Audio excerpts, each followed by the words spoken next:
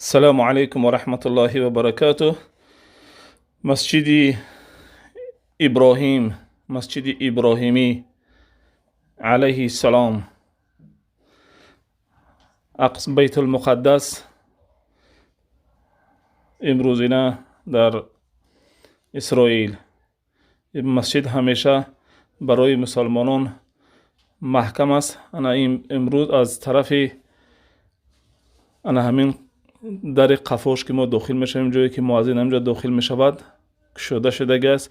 امروز مسجد برای تمامش از همه دروش برای مسلمانان کشوده شده است. انا این اتاق مؤذن است که مؤذن از همینجا میاد و از همینجا داخل میشود، برای مسلمانان اذان میتید. برای دیگران این محکم است. از همین قفات داخل میشود، اذان میتید.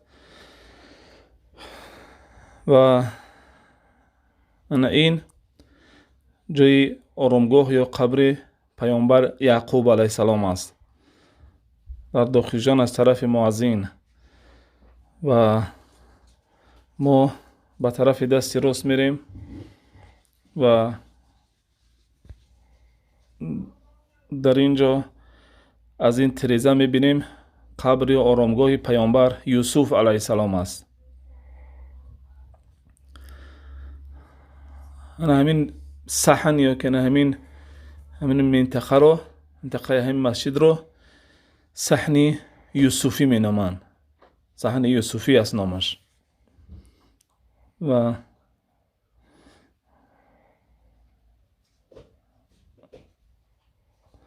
الحمدلله امروز تمام همین مسجد همین بین همه درو کشوده شدگند برای مسلمانان. این هم یکی از چیزهای نادر. از این طرفی که ما داخل شدیم این همین جای هم آرامگاهی یعقوب علیه السلام است. انا این لائقه همسر یعقوب علیه السلام بود. انا این تریزه که ما الان دیدیم و باز به همین صحن یعقوبیه از اینجا ما داخل میشویم. از این تریزه است که آرامگاه قبر ابراهیم پیامبر علیه السلام است. از چند جهت میتونیم که ما مقبره ابراهیم علیه السلام پیامبر را مشاهده بکنیم. از اون طرف و انا از این طرف هم میشود.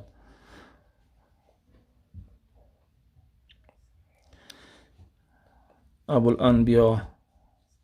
انا این مقام آرامگاه یا قبر سیدت سارا زوجه پیامبر ابراهیم خلیل علیه السلام.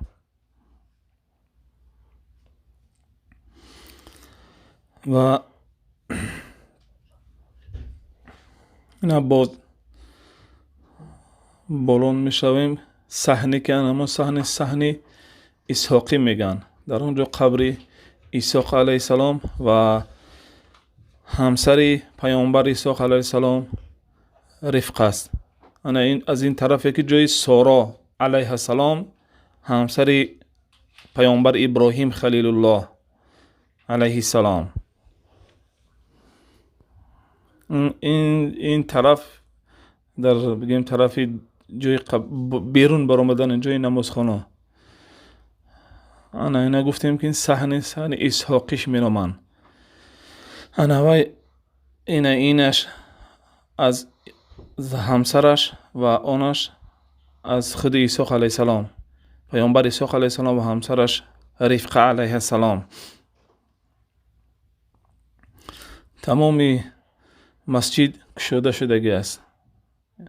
انا امروز این زیر زمینی راه زیر زمینی است که مثل یک غار بود و دنم خیلی دهن زیر زمینی درش محکم کرده شده است. در اینجا انبیاهای دیگران پیامبران در اینجا گور کرده شدگی که توسط انا همین راه زیر زمینی داخل میشه و قبرهای دیگر پیامبران رو میبینی.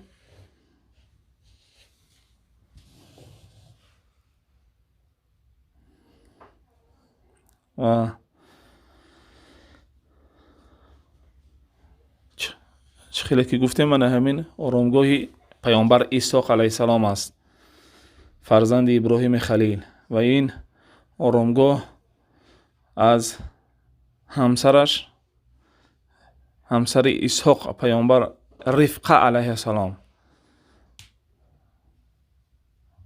این محتاب یا این ستاره هایی که از قدیم مسلمانان اینجا رو بنا نهادند.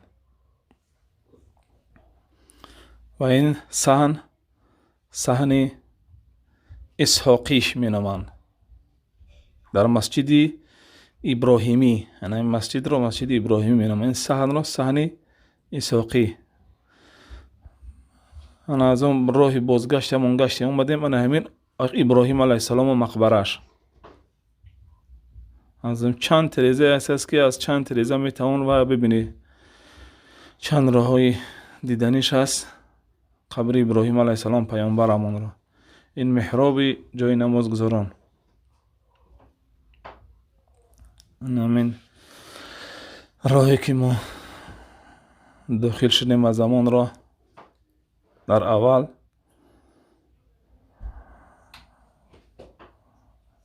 الحمدلله که تمام راه های درها کشیده شده برای زیارت کردن در بیت الاقصی.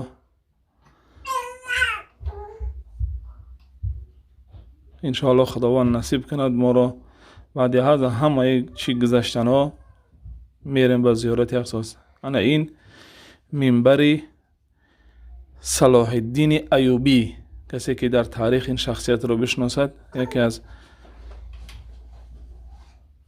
امیر مؤمنان، تمامش از چوب راست کرده شدگی است که بگیم سلوله ایوبی ها را در تاریخ پیش از سلجوقی ها اداره میکرد.